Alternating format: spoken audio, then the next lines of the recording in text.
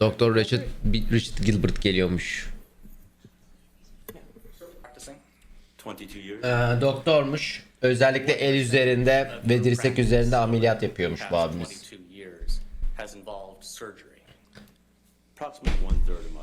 Dirsek değil, bilek, özür dilerim.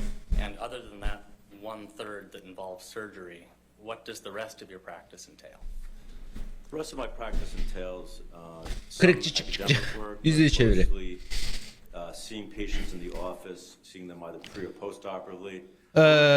İşimin 3'te 1'i genellikle ameliyatla alakalı. Onun dışında hani gidip akademik işlerimi falan da yapıyorum diyor ve hastalarımın eline direkt bakıyorum dedi.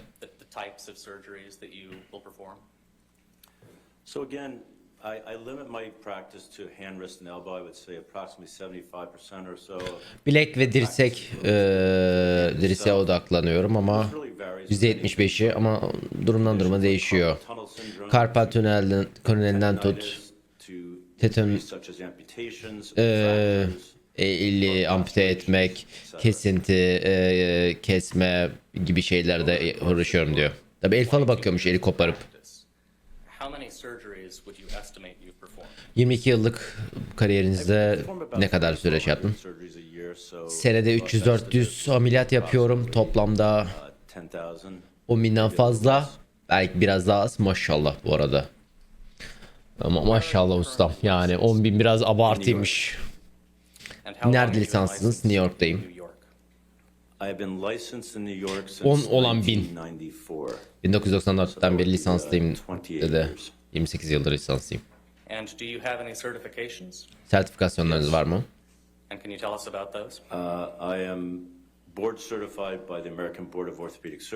Ortopedik ameliyat odasında sertifikalıyım.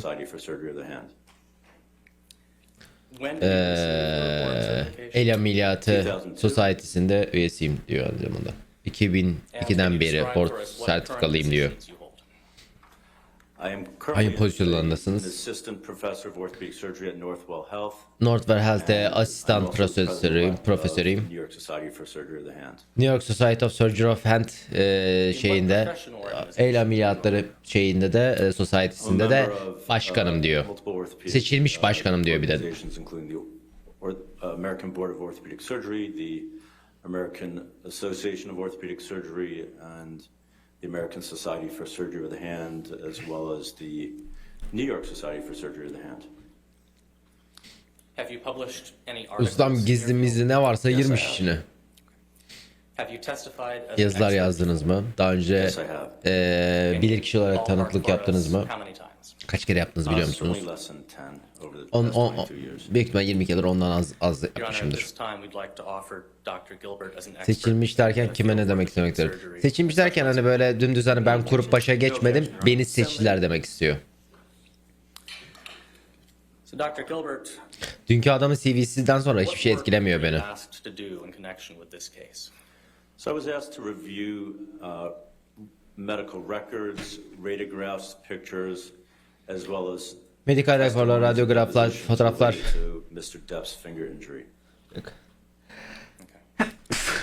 Dönemin parmak hasarı hakkındaki ifade tanıkları, medikal raporları filan inceledim diyor. Johnny Depp'in anladığınız kadarıyla Johnny Depp nasıl elini koptuğunu anlatmıştı size diyor. Size görün. Elini barın kenarındaydı. Bir vodka bardağı şişesi üzerine yapmıştı. Orta parmağını şey yapmıştı. Vodka bardağı da patlamış.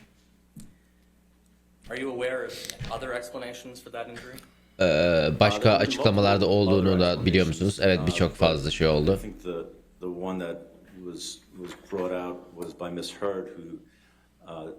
Amber Heard söylemişti ki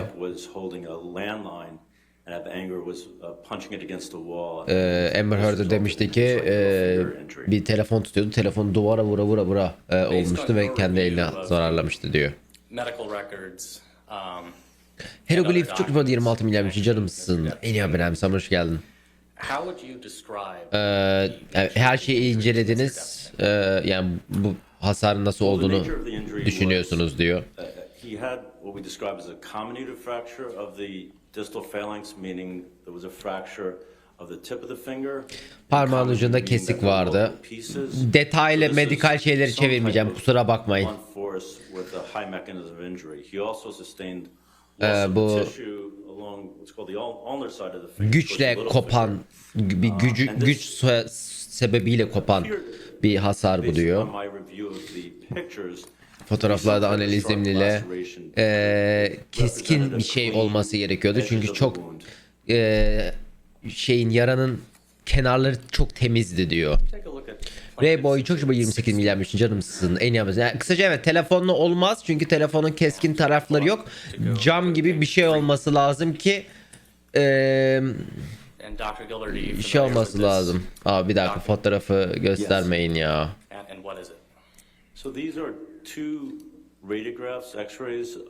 X-ray'miş. John Depp'in X-ray'leriymiş bu. Orta parmağın X-ray'leri. Kesinlikle gösterecekler.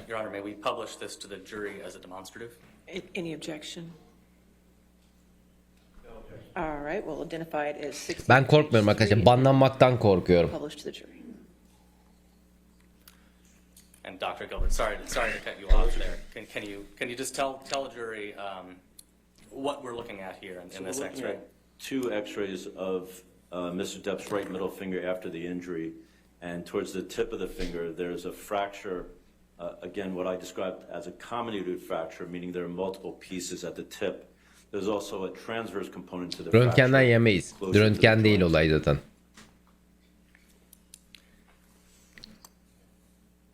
In your view, what types of mechanisms can cause this sort of injury?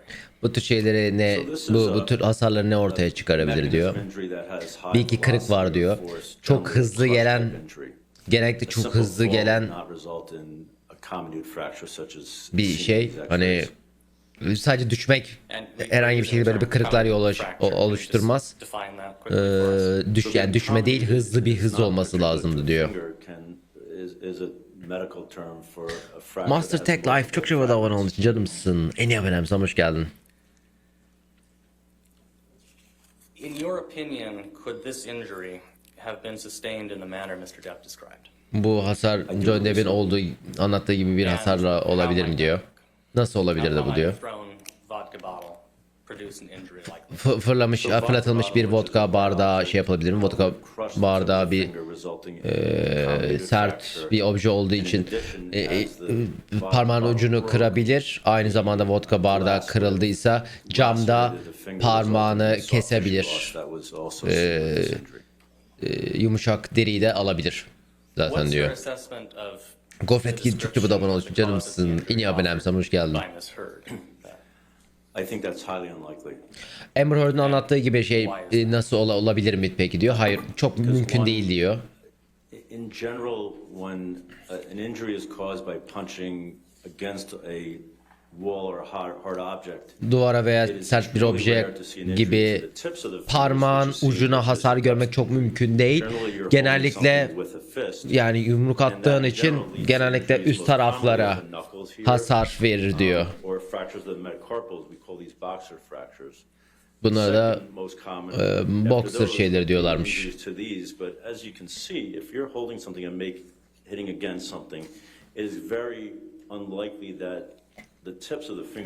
Hani böyle bir durumda yumruk atarken parmak uçlarının hasar görmesi çok mümkün değil diyor. Radyograf ve hasarların fotoğraflarına bakarsak sadece duvara karşı yapılan bir yumruklama sonucunda böyle bir şey olması çok mümkün değil diyor. What other injuries, if any, would you expect to see on Mr. Depp's hand if the injury had occurred as Ms. Heard described? Amber Heard'ın gibi anlattığı gibi olsaydı ne olurdu elinde, başka bir şey diyordu. Böyle olsaydı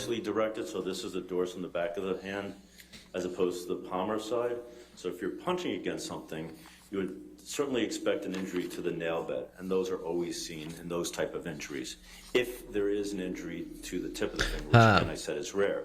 So you would see either a loss of the nail or blood. Tırnak kaybı veya tırnağın altına kanama gibi bir şey olurdu. Hani alt tarafına bir şey olmaz diyor. Medikal raporunuzda böyle bir şey gördünüz mü? Hayır, görmedim diyor. Neden çok mümkün değil? Hiç mümkün değil. O parmak yumrukla kopamaz. Demek ki kopabilir. Yani adam 28 yıldır teknik olarak, bilimsel olarak bunu açıklarken asla olamaz demiyorsa demek ki olabilir. Yani her zaman bir olasılık vardır. Yani benden senden daha iyi biliyordur teknik olarak adam. 10.000 ameliyat yaptıysa.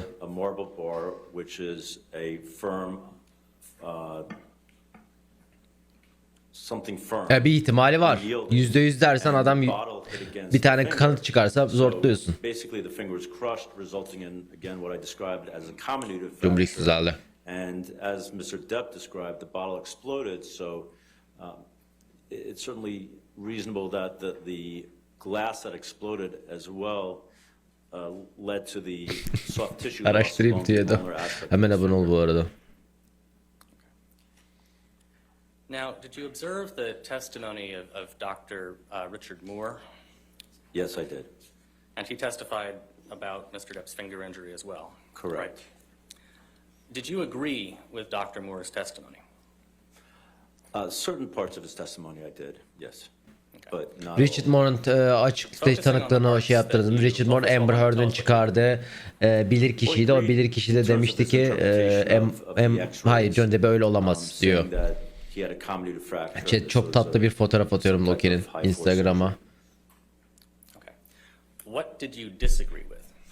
Well, I disagreed with several things that he said. He first said that he does not believe that the mechanism of injury could be Acil bakın. described by Mr. Depp. Rica Evre çok bu arada abone olduğu için ikinci ay canımsın. En iyi abonem hoş geldin.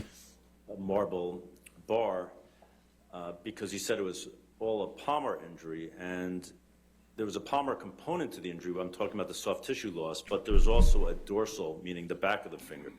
So the soft tissue loss was actually, if you looked at the pictures shown when Dr. Moore testified, the injury goes like this. So it's an angled or an oblique type injury. And there's no way that anybody could determine whether or not it was a palmar directive force, meaning from the palm side, or a dorsally directive force. But certainly either are plausible. Kısaca Dr. Moore'un dediği gibi herhangi bir şekilde %100 bir açıdan gelmiş olma bir ihtimal yok. Herhangi bir şekilde hangi açıdan geldiğini %100 kanıtlayamazsın diyor. He thought that this was a pinching or what he described as an avulsion type injury. And that's referring to the soft tissue loss.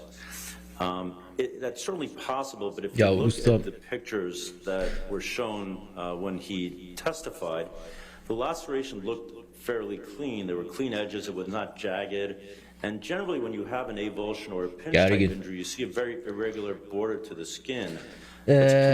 Yani çok temiz bir şekilde gitmiş. Ben hazır bekliyorum abi. Ya kısaca hani o herifin anlattığı gibi olamaz çünkü çok temiz şey yapılmıştı. Allah. Soft tissue loss diyor. Deri kaybından bahsediyor.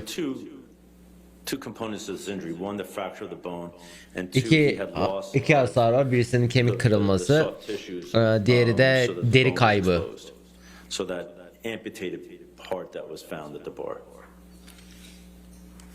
Parmakta ampute edilmiş kısım diyor. Çok hazırım. Meaning a pinching injury, right? Correct. Why do you believe it's more likely that it was a laceration? Well, again, in general, a pinch type injury results in much more damage to the remaining tissue, but the remaining tissue is usually very irregular. The borders are jagged. Genellikle and that's not what was pinch type tarzında bir hasar olursa genellikle kenarlarda iri şeyler yani girintili çıkıntılı olurmuş ama bu fotoğrafta öyle, o fotoğrafta öyle değildi. Bayağı bildiğin hani eli tertemiz kopmuş gibiydi diyor. Correct.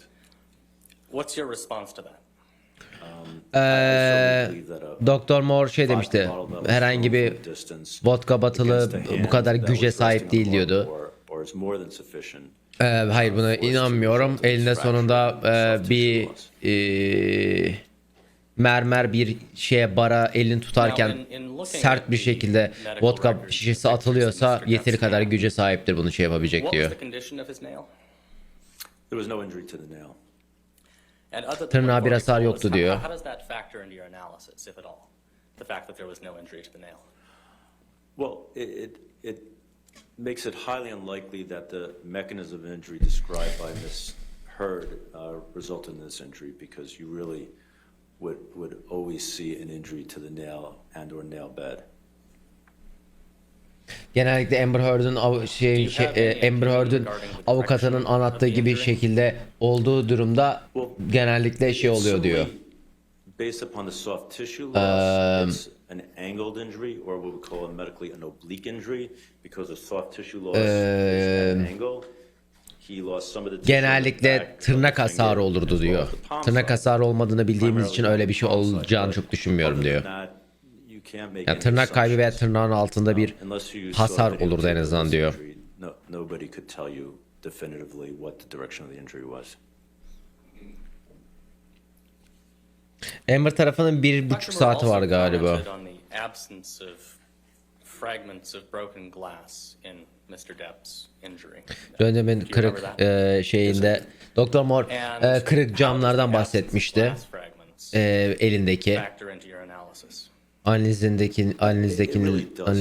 ne I've şey yapıyor? seen hundreds, if not probably at least 500 or more glass injuries, and I would say probably the majority you don't see glass in these injuries. Genellikle böyle camla alakalı herhangi bir hasarda zaten cam görmezsiniz. Genellikle Talking about very fine glass, so if to say a wine glass would explode or something of that nature, where you get little tiny shards. yani But bir in cam general, patlaması thick gibidir. glass, such as you see in a bottle Bir şişede bulunduğunuz gibi kalın bir cam pane of olduğunda glass, you veya generally don't see, they break into big cam pieces, hasarı you generally don't deride see görmezsiniz. glass. Yani bir bardak patladığını can, görürsünüz but it's not çünkü surprising ince if bir you don't. camdır o. O zaman evet tabii ki de cam görürsünüz ama şişe gibi bir şeydeki cam daha kalın olduğu için görmezsiniz genellikle diyor. Elinde sonunda %100 söyleyebilir misiniz? Hayır, kimse asla kesinlikle söyleyemez diyor. Bu arada evet yani Amber tarafının en büyük yaptığı hata her şeyi %100 böyleymiş gibi anlattı ve orada hep patlayacaklar. You're being paid $1,000 an hour for your work on this case, correct? Buradaki iş için saatlik $100 ödeniyormuş. You agree, just to sum up how Mr. Moniz finished, you agree that the finger injury could be $1,000, $100 demişim, $1,000. Fakirlikten anlayamadım. Yes. And you're not offering an expert opinion on what you believe caused the finger injury, correct? Correct. And you're aware, you said a few times Miss Heard's account or Miss Heard's explanation, right? You remember saying that? Yes. You're actually aware that Amber has said she doesn't know how he lost his finger. Amber parmağını nasıl kaybettiğini söyledi. %100 emin değildim demişti zaten diyor. Miss Heard's account or Miss Heard's explanation, you're aware she's never actually given an explanation for how she thinks he lost his finger, correct? No. Yeah. You're aware that Miss Heard testified, and this was from your deposition. You're aware that she testified she doesn't know how he got his fingertip chopped off. Amber Heard'ın Right? Asked him to answer, Your Honor. parmağın nasıl gittiğini söylememiş, hatırlıyor musunuz? I reviewed the records, and in one of the testimonies that I Bir ifade depositions okudum. I reviewed, it was Okuduğum described şeylerde that, Amber Heard tarafından that potentially it was lost when he was punching against the wall. potansiyel olarak duvarı yumruklarken And on kaybettiğini that, söylemişti. The last point there, I think we agree. Miss Heard's testified in this trial and previously that she saw him smash a phone to smithereens, a wall phone. You'd agree with that, correct? Correct. But she doesn't know if that was what caused him to lose his finger. You agree with that, correct? I agree. I cannot speak for her, but Onun için konuşamam diyor. Sapsolu'yu çok 19 milyarmış canımsın. En iyi haberim sana hoş geldin. Thank you. Bir şey verdi ama hadi bakalım.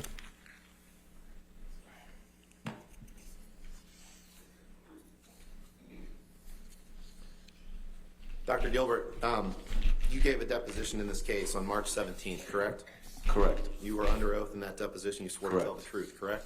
Correct. Okay, if you could turn Doğruyu to page söyleyeceğini 61, söylemiştiniz değil mi? please. Aha bir şey yine yakaladılar. You see there are 4 pages per page of paper.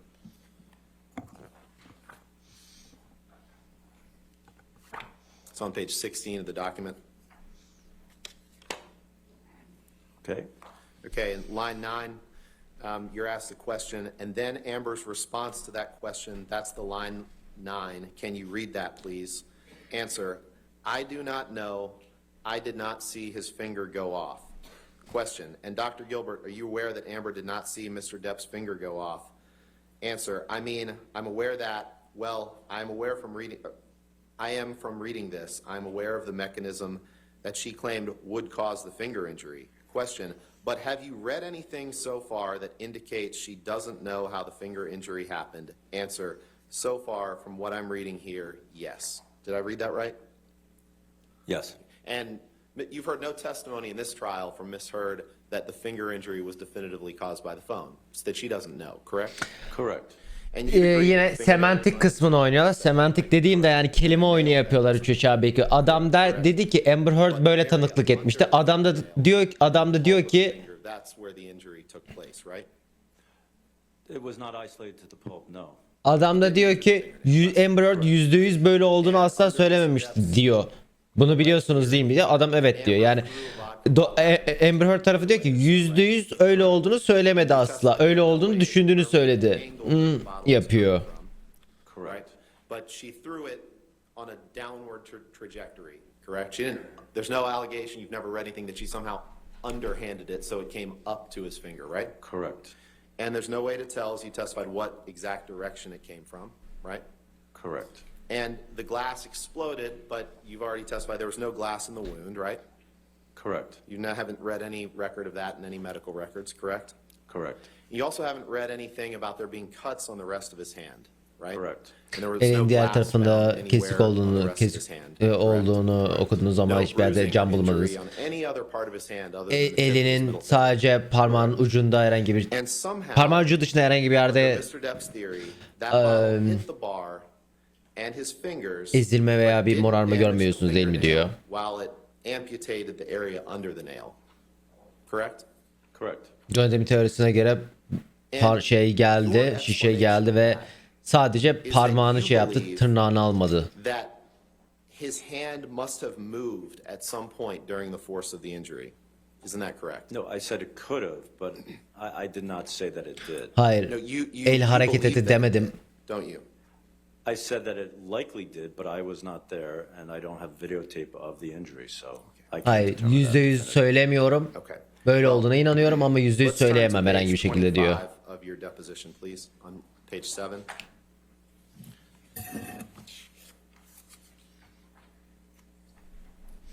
Sorry, Page 25 and 26, so it's page 7 of the document. Okay. Sorry if I was unclear on that. No problem. Politik düz çok bu arada 31 milyon mu için canımsın, en iyi haberemsin. I'm there. Seveceği Line gelsin 18, sana. Question, and to be clear, by, quote, sitting in that position, you mean hand down, palmar side down.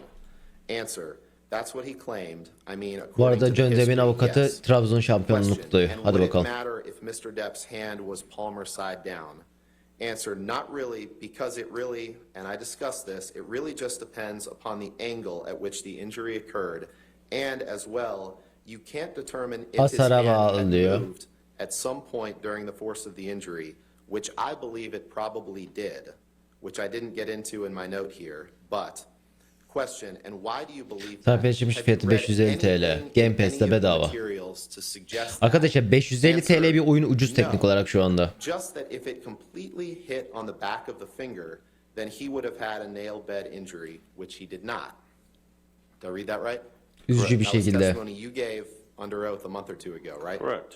So even though you Değil, have ucuz. never read anything Oyunlar that 60 dolara suggests çıkıyor Mr. Depp's arkadaşlar. hand moved, 550'yi dolara his hand bölerseniz moving is the oyunu ucuz only çıktığını way görürsünüz. that you can fit Bize your pahalı testimony ama oyun ucuza çıktığı manasına into what gelmiyor. Mr. Depp wants you to testify Orada hani about how the injury şeye occurred. giriyoruz. No, that's incorrect.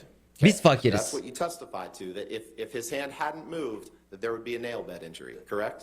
That is incorrect. That's not what I testified. In That's not fact, what. Dr. Gilbert, there's another explanation for how Mr. Depp somehow suffered an injury that didn't injure his nail Yani one norm bit, adamlar but yarı injured fiyatına underneath satıyor the oyunu. nail.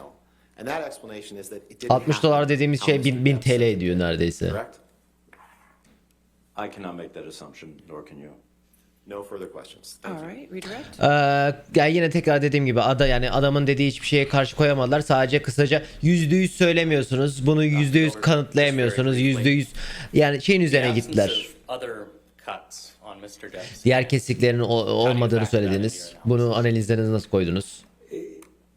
You certainly can see an isolated finger injury with any type of injury, and I would say any other host of mechanism of injuries, you'd more likely see other. So again, if you're, I'm just using this as an example. If you're punching against a wall, you would more likely see. Duvara multiple yumrukladığında injuries to birkaç multiple tane fingers. birkaç It really just parmağına depends upon görürsün how the diyor. bottle or Şişenin how the mechanism of the injury impacted the hand at that point in time. yani tam nasıl geldiğine göre yorum yapmak lazım. Çünkü orada olmadığımız için şişenin geliş açısı veya hani darbenin vuruş noktası da çok önemli diyor. And how does that fact affect your analysis, if at all?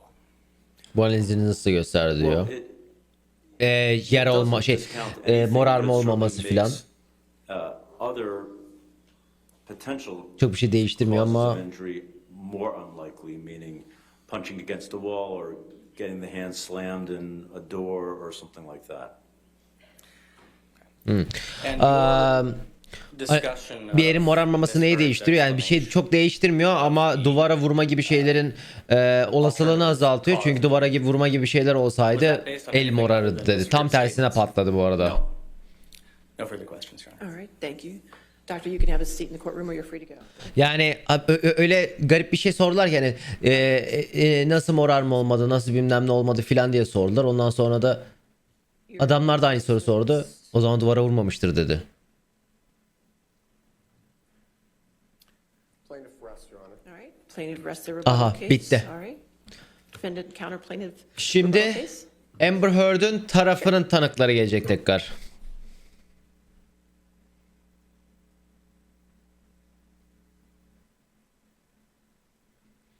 Evet yani Johnny Depp kendi kesse parmağını yani Amber Heard tarafı diyor ki ya kendi kesti ya da duvara vururken kesti. Duvara vururken kesmesi çok mümkün değil çünkü duvara yumruk atarken parmağını kesebilme olasılığın çok fazla değil mantık olarak.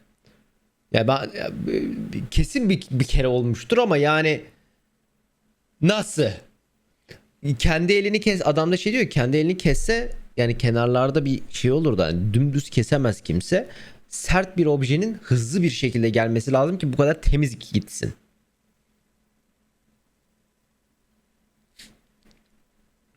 Yani o yüzden de çok şey yapamadılar.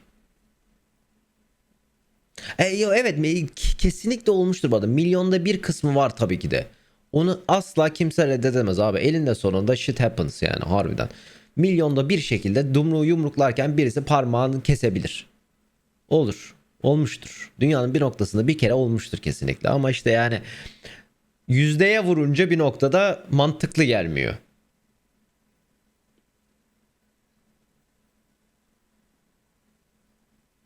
Kapatalım daha. Yok şimdi şöyle Johnny Depp tarafını sunmuştu. Amber Heard tarafı sunmuştu. Sonra Amber Heard'ın sunduğu tarafa karşı cevap olarak Johnny Depp kendi tarafını sundu. Şimdi ya Johnny Depp'in kendi açıklamalarına karşın Amber Heard tarafı bir daha konuşacak.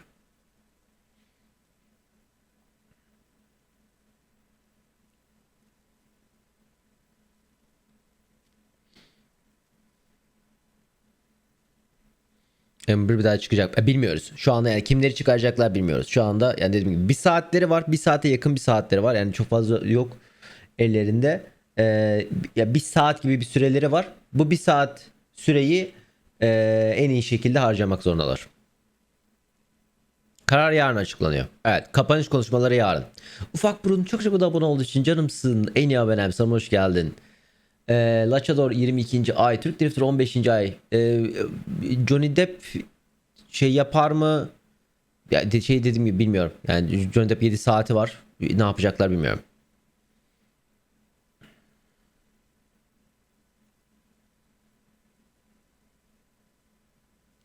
Bu sürelere kapanış konuşması dahil değilmiş. Kapanış konuşmalarına 2 saat ayırılmışlar. İki tarafta 2 saatte kapanış konuşması yapacakmış.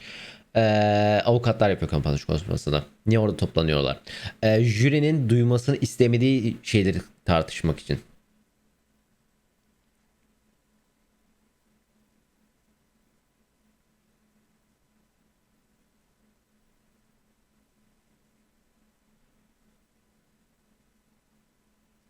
Değil mi? Ya bir şey yapmışsın. İkisine de dünyanın en toksik ilişkisi ödülünü versinler. Siktirsin gitsinler ya. Orta yolu karar diye bir şey çıkmayacak bu arada. Öyle bir şey yok. İki taraftan birisini seçmek zorunda jüri.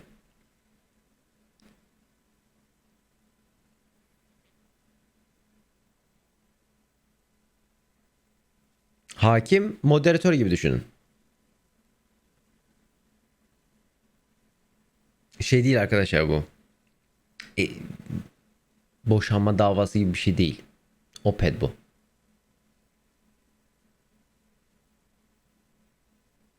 Jürinin duymak istediği ne konuşuyorlar ki? Hangi mesela bir ifadeye birisini çağıracaklarını veya o kişinin konuşacaklarını veya yeni sunacakları kanıtları konuşuyorlar ve o karşı tarafta o kanıt koymak istemediklerini falan, yani duymak istemedikleri şeyleri. Depp'in kaybetme sonucunda karının bin türlü yalanı çıktı. Johnny Depp'in de çıktı ama 3 aşağı 5 yukarı. Yani tek bir taraflı değil abi. Yani hala var mı? Var. Bence daha az.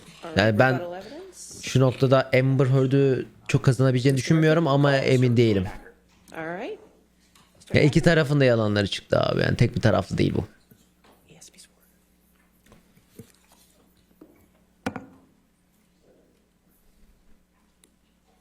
Do solemnly swear or affirm to testify truthfully in this case the penalty of law.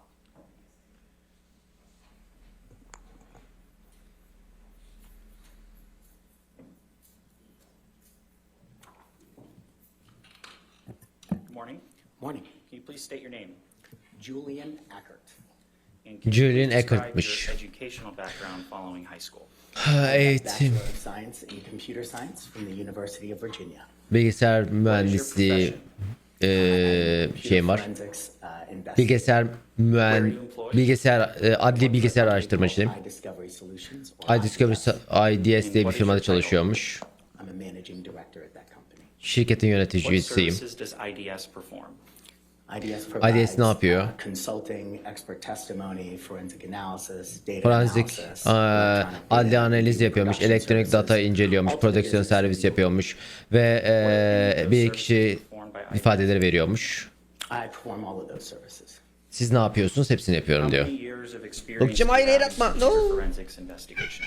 I've worked in the industry for 20 years. 20 yılda Can you please çalışıyorum. describe that experience to the jury?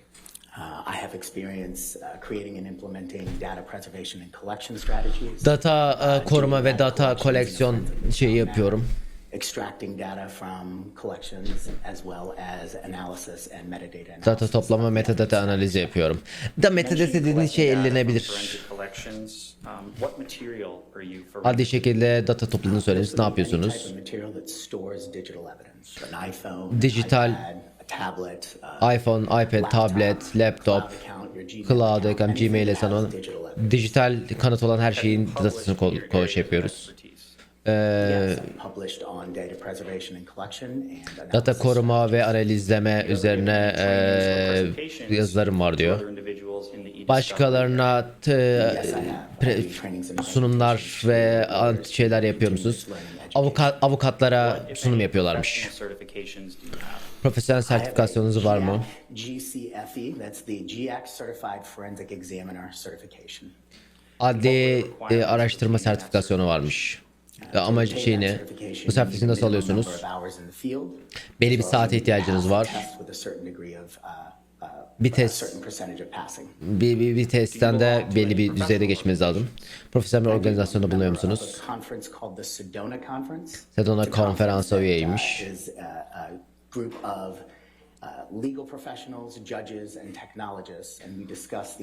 Hukuk profesyonelleri, hakimler ve teknolojilerini konuştukları bir yere üyeymiş. Ama şimdi dünkü herifle beraber dünkü herife bakıyorsun, bugüneki herife bakıyorsun, aynı klasmanda değiller. Around 2009 was the first time I served. İlk defa 2009'da Bilir Kişi şey yaptım. Field of computer forensics. Bilgisayar mühendis, bilgisayar adli şey üzerinde Probably a half dozen to a dozen times in both federal and state court, including this. 10-15 kere mi dedi? And has the 10-15 court kere ever declined bilir qualified kişi olarak expert? çıktım diyor. No, they have not.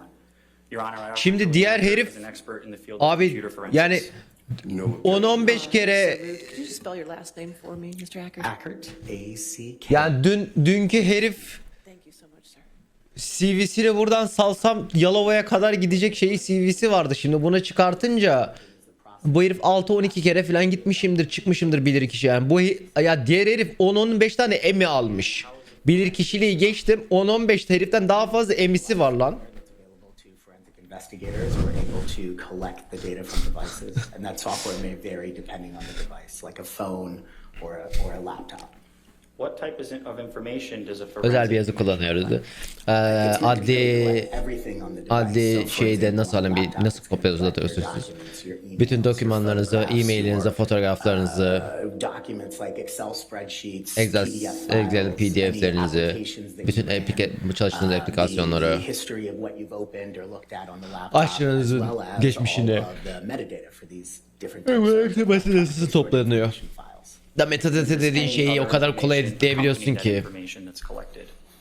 Typically with a forensic image, you're also going to get log files. Aynı zamanda files log are dosyalar files that alıyorsun. help you validate the forensic image and verify bu that log it was a dosyaları forensically sound data collection.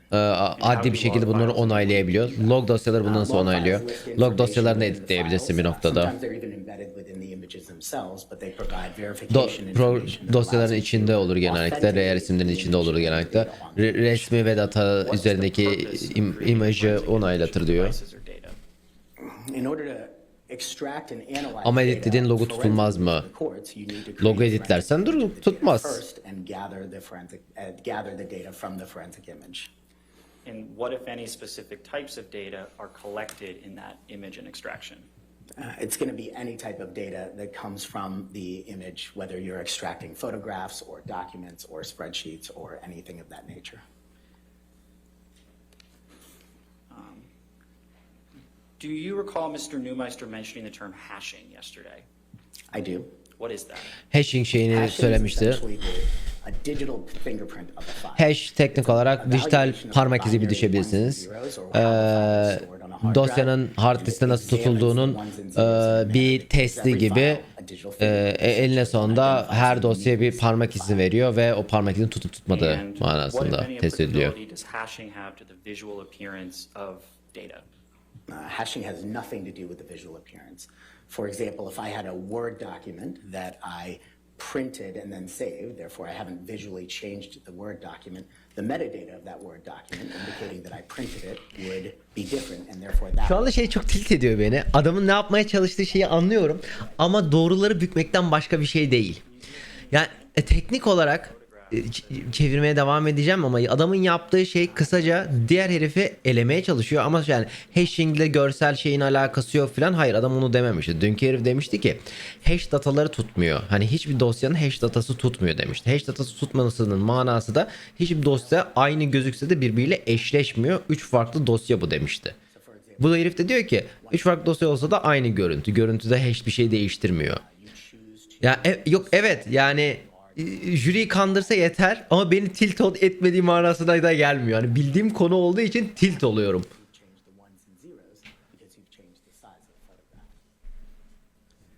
And what, if anything, do you recall from Mr. Neumeister's testimony regarding photos 3?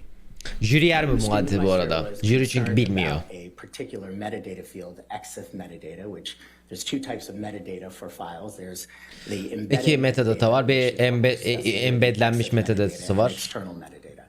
Bir de external metadata var diyor. With embedded metadata within the file that indicated that the software version that the file last ran through was photos. Dosyanın içindeki fotos metadatasını eleştiğini söyleyen bir şey vardı diyor. Software application Photos built into the Apple Macintosh operating system for Mac'in laptops. içine işletim sistemine This is the entegre application that launches by default when you're on an app. fotoğraf şeyi hani Photos. yani kısaca fotoğraf yazılımı. Fotos 3.0 yapabilir. Birçok şeyi var. Albüm yaratabilirsiniz. Organize edip editleyebilirsiniz. Edit, ustam, edit. Aynen. You mentioned metadata earlier. What is that? Önce metadata başlamıştım. Bunlar ne diyor? Metadata dosya hakkında bir datadır. Doküman ne zaman üretildi, ne zaman yaratıldı, ne zaman save edildi. Ama metadata çok rahat editlenebilen bir şey ustam yani. Fotoğraf ne zaman çekildi, hangi telefonun fotoğrafı çekti, hangi ilk fotoğraf hangi işletim sistemi kullanıldı filan. Burada çocuğu 10. ay için canımsın. En iyi haberim. Çok teşekkür 10 tane abone için. Evet editlenebilir dedi hakkında. Yes, I did. And what are those?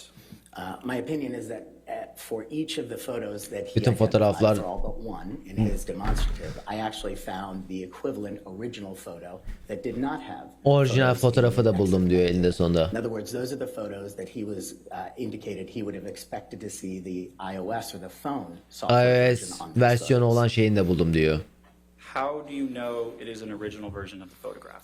This is a little bit dependent on the Apple ecosystem. Apple Amber ekosistemine uses bağlıyor. Apple devices. Amber Devices, Apple ekosistemini by kullanıyor. definition of how Apple works, synchronize your information from device to device.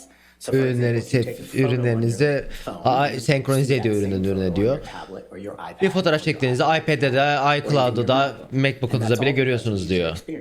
Bunlar hepsi Apple her yerde aynı deneyime sahip olmanızı istiyor diyor. Doğru diyor. Traverses or gets synchronized to other devices by design of Apple, and that synchronization process does not affect the metadata that we're talking about here, which is the embedded metadata. Doğru. Doğru diyor bu arada. Doğru diyor şu ana kadar. Adam diyor ki bu senkronizasyon sırasında hani Mac'inize de gittiğinde iCloud'la beraber metadata da değişmiyor diyor ki doğru. I used all of the data sets that I collected or were collected for Amber, including mobile devices, tablets, laptops, etc. Elimizdeki olan bütün data şeyleri kullanın. Mobil cihazlar, tabletler, laptoplar kullanın diyor. Do you recognize this chart, Mr. Eckert? I do. Bu tabloyu hatırlıyor musunuz diyor. Without yet saying the contents, just generally what is it? This is a chart I created as part of my report. Yarattığım Your Honor, tablo permission bu to diyor. publish defendant 671 is a demonstrative. Any objection? No objection, Your Honor. All right. It'll be published as a demonstrative. Mr. Acker, can you please describe in more detail what the information in this chart? Michelle, if you could just stay at the top for a quick second.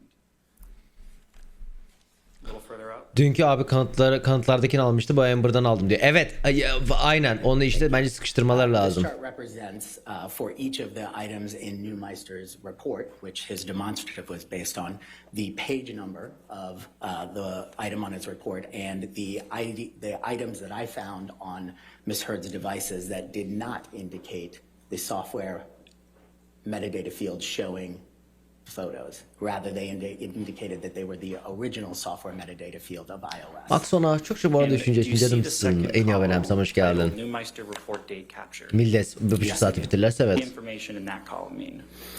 This is the date time metadata of Bu the particular photo on Neumeister's zaman report. So for metadatası example, diyor. the first row 23, the date time captured or the date captured is December 16th, 2015. 2016 The second row, 21 Mayıs 24, alınmış you see bu. that the date time is May 21st, 2016. Third row, May 21st, 2016. Fourth row, May 21st, 2016. Can you just scroll to the next page, please, Michelle? Please continue for the items on this page. The top row of this page, the one that came from Neumeister's report, page 30, shows December 16th, 2016. And then finally, 32 shows March 23rd, 2013. Do you see, can you scroll back to the top, please, Michelle? Do you see all the way to the top, I'm sorry. The right-hand column. Cennetli söylenen mesajı ne oldu? Johnny'nin attığı mesajı zaten arkadaşlar onlar. Yani Johnny'nin telefonundan resmi onaylı bir şekilde giden şeyler. Yani onlar kimsenin karşı gelebileceği bir şey değil arkadaşlar. Zaten gelebilseler gelirlerdi. Yani söyleyebildikleri tek şey ben yazmadım oldu orada. File name found on that evidence ID that indicated the original version of the same photograph that Neumeister identified that did not show photos in the software metadata and rather showed the iOS version. Kuzenim yazdı abi oldu And o what do ya. the little A's followed by numbers back up, what does that mean? Those are evidence IDs. Anything with an A number is the evidence Aile- ID of an actual device collected. Anything that starts with a backup and follows by another number is an A ile iTunes başlayan herhangi bir So şey what, if telefondan any, what alınmış. Backup yazan items in her this şey iTunes'tan right-hand çekilmiş column, diyor. Based on the coding you have here are iTunes backups. Only the ones that start with the word backup. Even the ones that start with an A number are actually an iTunes or an iOS backup in iCloud. So your phone can actually be backed up to iCloud. And those are coming from an iOS A ile backup in başlayanlar, iCloud. Everything else is coming from an actual physical device. A ile Can you başlayanlar, take this down for a second, Michelle, and pull up 1675, please? doğru mu anladım? Defendant 1675. Şöyle dedi, A ile başlayanlar iCloud backup'ının indirilip iPhone'a yüklenmiş halinden alınmış dedi galiba. Yes, I do. Ya da tam Without tersini getting into söyledi. contents, can you please describe generally what it is? This is a chart that I prepared as a summary of my findings. Bulduklarımın kanıtı olarak, özeti olarak yaptığım şeylerden birisi diyor bu. Objection? No objection. All right, 1675 will be published as demonstrative. Can you please describe in more detail Ya her what the seferinde three nasıl columns patlıyor bu? you can see in this chart represent? Sure, this starts to give some detail about the particular evidence ID. So for Kanıt example, A001 ID'lerindeki was an şey yapıyor. iPhone X of Amber's that was collected. A002 was an iPad of Amber's collected. A11, 12, Ustam, and 13 gözükmüyor, zoom slightly yap. down, are three different laptops that were collected for Amber. And do you see the IDS evidence number column? Yes, I do. Do you see the source type column Yes, I do. and the source details column? IDS kısmı nereden çekildiğini gösteriyormuş. Generally, the A'lar evidence direkt number telefon. is the evidence number that we assign to a particular piece of evidence, and the type and details come from a description of that type of evidence based upon the collection set. And Michelle, can you please do a side-by-side of 1675 and 1671? Ya gözükmüyor. Zoom yap.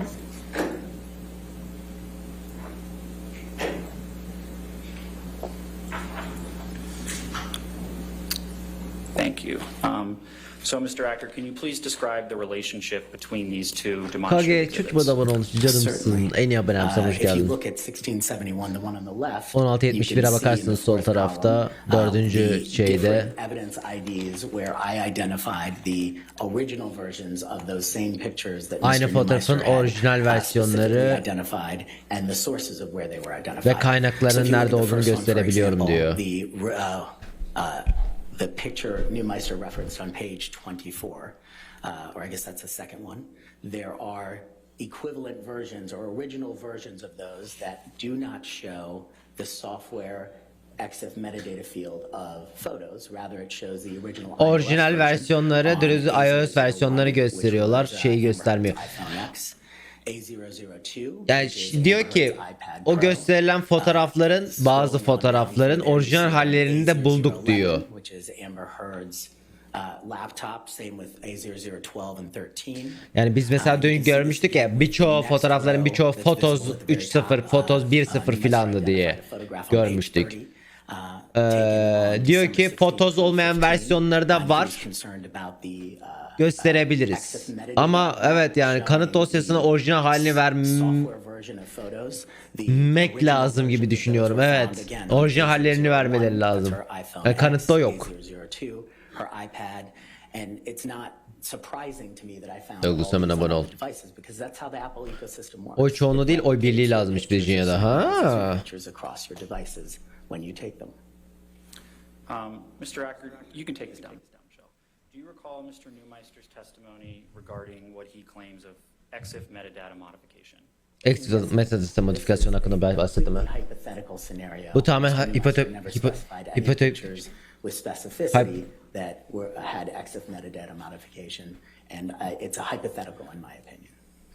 Tamam da Mr. Acker, did you form any overall conclusions?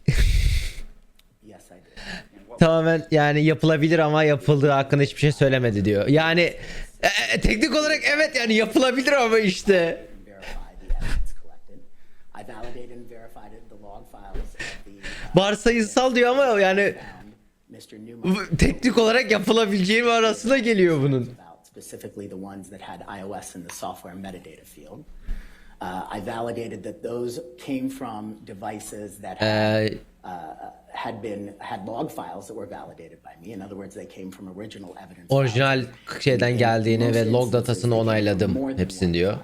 Özellikle birden fazla noktada geldiğini onayladım diyor. The opinions you have testified to today made to a reasonable degree of forensic certainty. Hadi bir şekilde bunun resmi olduğunu şey yapıyor musunuz diyor. Ya kısaca bu arada adam büyük ihtimalle de doğru söylüyor. Şey kısmı doğru büyük ihtimalle. Çünkü bu adamın da yalan söylediğini düşünmüyorum. Log dosyalarını görüp dosya petlerini hani dosya klasörün ulaşılabildiği noktayı görüyorsa teknik olarak yani 20 kere o avukatlarla çalıştınız değil mi diyor. Those 20 probably would have been spread out over 10 yıldır aynı heriflerle çalışıyorsunuz değil mi diyor. As you sit here today, you cannot testify that all of the photographs produced by Ms. Heard are authentic originals. Amber Heard'ın bütün fotoğraflarının orijinal olduğunu söyleyemezsiniz diyor. The ones that Mr. Newmeister identified with specificity. Right, but there were thousands of photographs. Binlerce fotoğraf vardı that ve Mr. Newmeyer didn't testify about, right? konuşmada çok I have fotoğraf no vardı. opinions on any photographs that the opposing expert has no opinions on. All right. My question to you though is, Size sorum as şu you ki sit here today, can you testify that all the photographs Amber produced by Heard'ın Ms. bütün Heard verdiği are fotoğrafların authentic originals? orijinal olup olmadığını söyleyebilir As I misiniz sit diyor. here today, I cannot opine to photographs that have not been presented to me that are not authentic originals. You'll Hayır, agree with söyleyemem me that diyor. in some instances, Ms. Heard produced multiple versions of the same photograph. Aynı fotoğrafın birkaç versiyonu verdiği Yes. şeyine katılır mısınız diyor. Evet diyor. Yes. Right. And you'll agree with me Genelde that the feloniyi excess okuyorsun data sen. Feloni değil of bu. Some of the photos produced by Ms. Heard reflect the use of a photo editing application. No. No?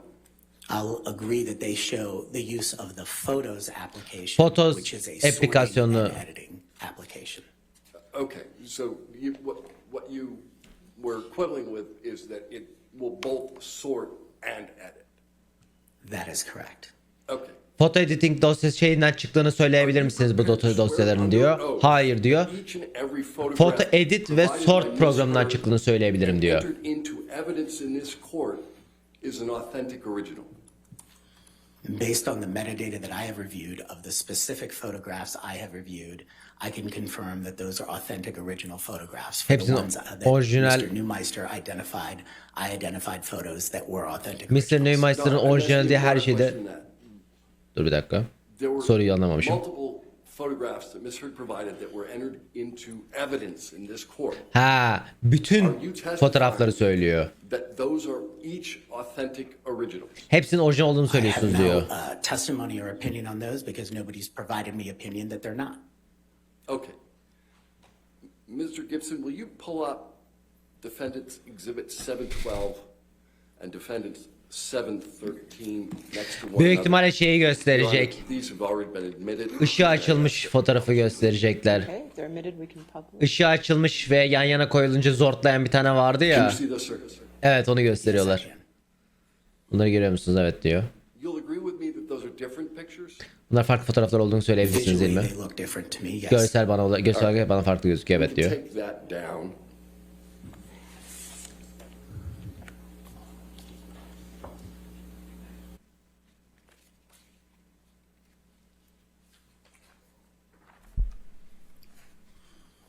Slideshow değil mi?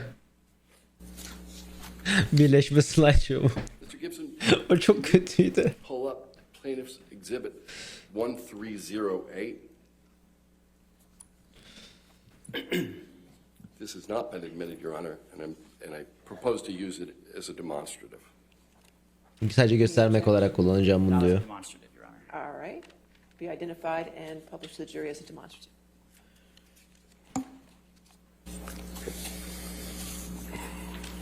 Any objection to entering it into evidence? I would object it's cumulative, Your Honor. Actually, no. No objection, Your No Honor. objection. All right, it's in evidence then. Tam kanıtlara 1308 soktular. is in evidence. Mr. Gibson, can you blow up the time, date, and file name? Dosya ismine ve şey kısmı büyütebilir misiniz diyor. O hazırlanmış shit. Abi şeyin altına kaldı. Bunu ben gösterebilirim ama şu Sir, kısmı you göremiyorsunuz. just agreed with me that those two photos are different photos. Bu iki fotoğrafın farklı fotoğraflar olduğunu söylemiştiniz. Katılmıştınız bana değil I mi agree diyor. that they were visually different, yes. Right. So they are two visually different photos that were created at the exact same hour, Aynı saat, the exact same aynı minute, aynı dakika, aynı the exact saniyede same yapılmış second iki farklı yaratılmış as fotoğraf each mı other, diyor bu. Correct? And that's what the datetime metadata shows, yes. Zaman metadası bunu söylüyor diyor. Metadata shows something else too. Metadata da başka bir şey söylüyor. Aynı dosya ismine de sahipler. Değil mi diyor. Yes, but that's not embedded metadata. Ama embedded metadata değil bu değil diyor. How would you have this jury decide which one is real? Hangisinin gerçek olduğunu bu jüri nasıl karar I think verecek you diyor. would need to look at the software metadata field, which I haven't looked at. I don't recall if I looked at for this particular field. Yazılım I metadatasına think bakmak that's what lazım diyor. Even Mr. Neumeister said that you need to look at the software metadata field. Yazılım metadatasına bakmanız lazım diyor. Photographs. İki fotoğrafımız var. Kanıtları alınmış bir şekilde. That have the same identifying information. Aynı dosya informasyona sahip, bilgisine sahip. Correct? Ve sizin I don't agree şeyinizde that they have the same identifying information. I don't see a software metadata field here. The identifying information includes the hour, minute, and second they were taken. saat, dakika ve saniyeler var. Hani bu belirtiyor diyor. No further questions. All right, and just for the record, since we already have 712 and 713 in evidence as redacted, now this will be 712 and 713A. So 712A and 71213A are now in evidence, just to keep the record clean, okay? Evet, sağdaki orijinal zaten. All right, redirect. Mr. Acker, you just mentioned embedded metadata. What is that? Embedlenmiş, içine gömülmüş metadatadan bahsediyoruz. Hani dosyanın içinde bulunan şey. That's embedded into the file, and that traverses with the file wherever it goes. Basılı tarih, bir Word datası mesela basılı tarih, yazılı tarih vardır. O mesela dosyanın içinde Do you gelir have any diyor. reason to question the forensic authenticity of any photos Mr. Neumeister testified to for which you were responding to? Dünkü incelenen şeylerin üzerinden yorum Can you repeat that yaparsanız question, please? Yeah. ne Based on diyorsunuz all diyor. of the photo metadata you have reviewed, based on the photos Mr. Neumeister testified to, do you have any reason to question the forensic authenticity of those photos? Jüriler soru soramıyor. Following your cross-examination, Mr. Acker, have any of your opinions in this matter changed? Fikriniz değişti mi herhangi bir şekilde? Hayır, değişmedi Is diyor. it still your testimony that the opinions you testified to do today are made with a reasonable degree of forensic certainty? Yes. Herhangi bir şekilde yani bir fikriniz değişti mi diyor. Hayır, So you can have değişmedi a diyor. seat in the courtroom or you're free to go. All right. Bu arada yani Just for a moment. bu arada teknik olarak bu herifleri çıkarmaları Amber tarafına yaradı bir noktada. Yani bu herifin söylediği yalan değildi. Yani iki tarafta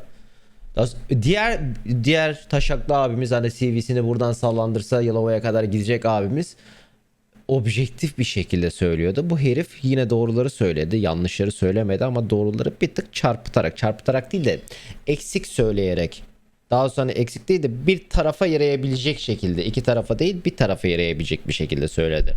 Yani biraz yani büktü. Yani hala doğrularımı söyledi mi? Evet, doğruları söyledi. Söylediği herhangi bir bilgide yanlış yoktu. Ama bütün şeyi söylemek yerine bir tarafa doğru yönlendirdi.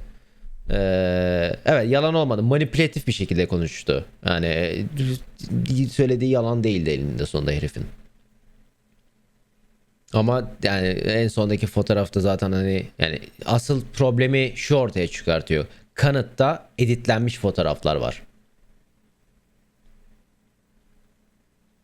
Yani öyle bir sıkıntı var. Yani kanıtta editlenmiş bir fotoğraf olduğunu teknik olarak kanıtlayabiliyoruz.